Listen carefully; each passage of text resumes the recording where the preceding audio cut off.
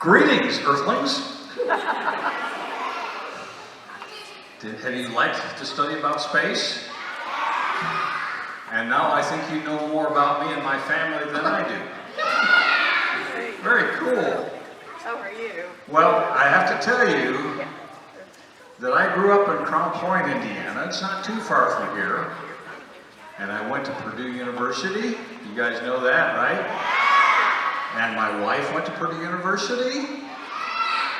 And my daughter was born here in Lafayette. And she went to Purdue University. Wow, pretty cool stuff. Our son, unfortunately, wasn't born here. But he was started here. The thing I want to tell you is each and every one of you is very, very special. Because you have a lot of capabilities and you have a lot of likes and dislikes, but you're not all the same. You're all a little bit different. And that makes you very special and very unique. And that makes you especially appropriately aligned to do certain types of things with your lives. And I hope that you can start to figure out what those are and what kinds of things you might like to do with your life. I found out very early in life that I liked math and I liked science, but I also found out that I was totally excited when people started talking about launching rockets and satellites into space. And that got me so excited that my mother even noticed it, and she started to help me making scrapbooks.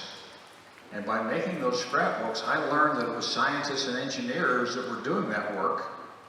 And some of those engineers and scientists had graduated from Purdue University.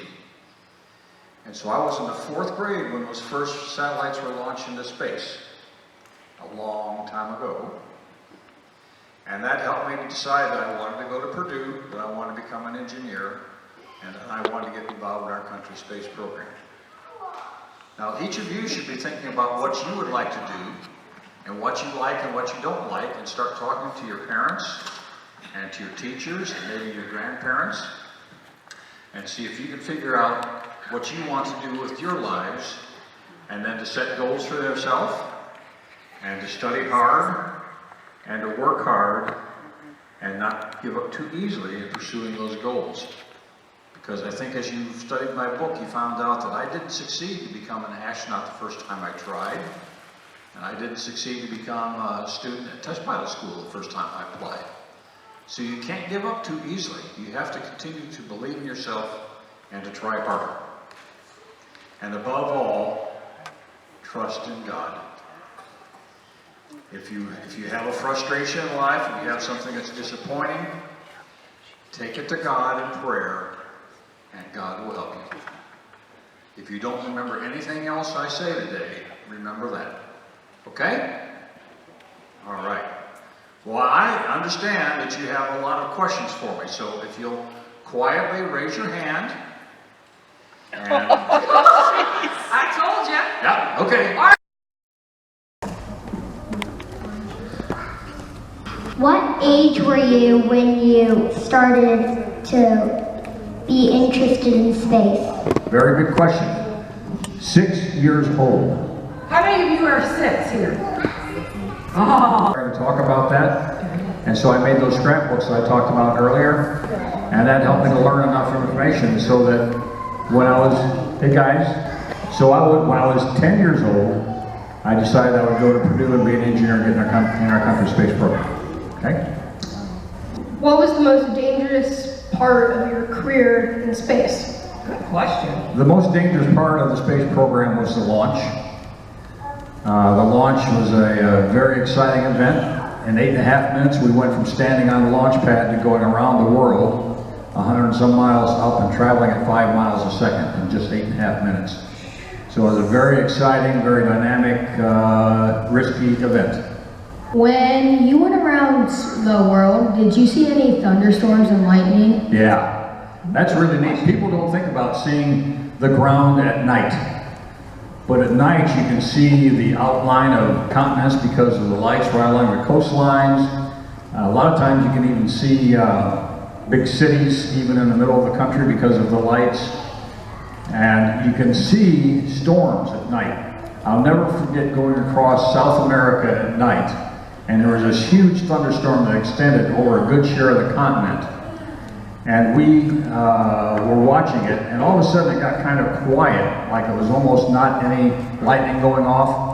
And then all of a sudden one lightning bolt hit. And it was, How do you sleep? how do you sleep in space? The same way you sleep down here, except you don't need a bed. So, because you don't have any gravity pulling you down. So we have something that's called a sleep restraint that looks a lot like a sleeping bag.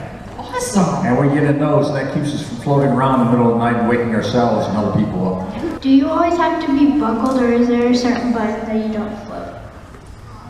Inside or outside? Inside. When you're inside, you're just floating around. You don't have to stay strapped to a seat or anything like that. You have to float around to get all your work done. How does it feel when you get launched? Very exciting ride. You're really just holding on, hoping that everything works.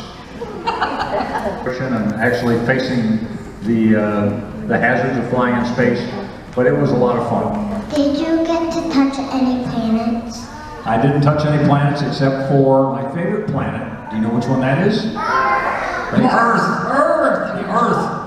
Okay. How fast did the rocket go? Good question. Okay, 5 miles per second. Can you imagine that? That's fast. You could go to Indianapolis in no time at all. How many days do you think it takes you to get to the moon? Oh, well, I never went to the moon, but the people that did during the Apollo program 50 years ago, it took them about 2.5 days. How long was your longest mission? My longest flight was 12 days long, the shortest one was 4 days long. Have you ever moonwalked? No, not on the Earth or on the moon. Did you get a PhD? I did not get a PhD. I finished my education with my master's degree. The Air Force offered to have me get a PhD and go to the Air Force Academy and teach, but I wanted to be an astronaut, so I decided not to do that. What did you do in your extra time if you weren't doing your work? I spent almost any extra time I had with my family to just enjoy being with them and go on family vacations and things like that. But I also had some hobbies like model rocketry and woodworking and stained glass, and the one that I'm very heavily into now, which is genealogy. We saw a picture of Prancer. Yeah. But do you have any pets now? Maybe that fly I or that? have actually 2.5 pets right now. Okay. We have a cat that claimed us. Okay. His name is Pumpkin. That's because he's orange and he showed up around Thanksgiving time. But our long-term pet is a parrot called Sonny. He does communicate. He's a character. He likes to talk and sing. And he likes to he likes to sing "Take Me Out to the Ball Game" and "Row, Row, Row Your Boat" and the national anthem and "Jesus Loves Me" and a whole bunch of other songs. He's a lot of fun. Are you a Chicago Cub fan? Does the sun come up every day? Amen. Go Cubs. All right. Go Cubs. Go Cubs. What's your favorite thing to do in space? Spacewalks. How many people can go to space? Okay, my space shuttle flights had between 5 and 7 people on each mission. We've been looking at all your patches all week. In fact, our craft today was doing a mission patch for us. Cool. I noticed on yours you have a rainbow on each of your patches. Is there a reason you have a rainbow on your patches? Yeah, a very straightforward and simple one. It's an expression of my Christian faith. And the rainbow that God gave to Noah, thank you. Where am I at today? As a symbol of a promise to never flood the entire earth again. That is awesome. What do you do if you get sick? Great question. What happens if you get sick in space? Well, we had 2 crew members who were trained to do some minor medical activity, kind of like first aid and things like that.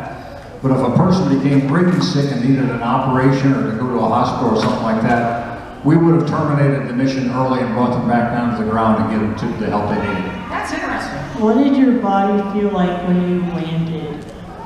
Really good question. When you first land, you feel very heavy. When you first get up out of the seat, you feel extremely heavy. But then after about a half hour, I would actually start to feel light. And I think it's because all the touch sensors and muscles in your brain and everything else have been detuned a little bit. And so for about the next 12 hours or so, I actually felt like I had to keep my legs wider apart so I wouldn't lose my balance. I think I need to go to space to feel alive. All right. Did you vomit on the vomit comet? I did vomit on a vomit comet, but not nearly as much as some people. So, did you ever look at the sun directly? You better not. Yep. I mean, we looked at it directly, but through some type of glass or system which would protect our eyes. And all the windows on the space shuttle, except for one, had a coating that would allow us to not get even indirect rays which would cause damage to our eyes. Did you like the spacesuits that your daughter made? Yes, because she was a Purdue engineer. Boiler up! Boiler up. So we need to thank his daughter for helping with those suits and those gloves to protect him. That's awesome. Is there very much space pollution? There is a lot of junk, of space debris out there, and it's and so we have to be careful about that. And sometimes we'll actually alter the orbit of the space station a little bit so that we don't get too close to what we see as big areas of debris. You mentioned an event that made you know that God chose you to go to space. Hey guys. Well, I'm not sure there was one specific day as a young person that occurred, but I felt very strongly that I was being drawn to become involved in our country's space program. Now, when I said I decided in the 4th grade I wanted to go to Purdue, I wanted to become an engineer, and I wanted to get involved in our country's space program, I didn't say anything about being an astronaut, did I? No. Because that's before there were astronauts. There were no astronauts at that point. So as I got older and my education got further along, and our country's space program continued to grow, and we started flying people into space, then my thoughts about what I wanted to do in the space program also matured and changed to where I thought maybe I would like to be an astronaut. Okay? All right, our last question. How big is space? How big is space? Good question. I don't know. It's really big. As far as we know, it goes forever.